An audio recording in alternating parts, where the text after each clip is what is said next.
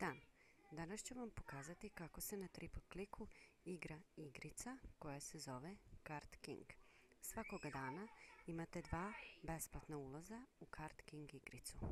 Kada uđete u Card King igricu, krenete na Start Game i ovdje imate 5 ponuđenih karata od kojih želite da krenete.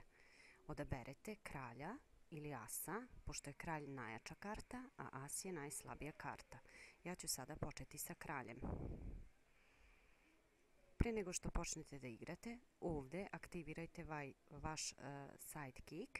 To znači da želite da ako svoj skor koji ste napravili bude veći ovoga puta, dobijete još bonusa 50 poena. Manja karta od kralja, od dvojke će biti veća karta, od osmice će biti manja karta, od šestice će biti veća karta,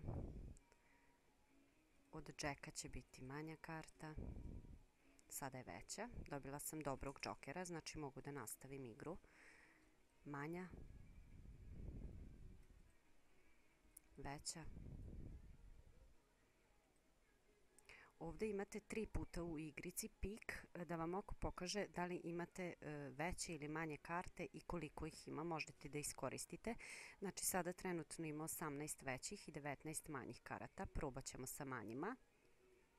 Dobili smo istu kartu, sada nemamo ništa, međutim kada se uđe sa TC kreditom dobijete spin na kojem baš vredne nagrade mogu da se dobiju.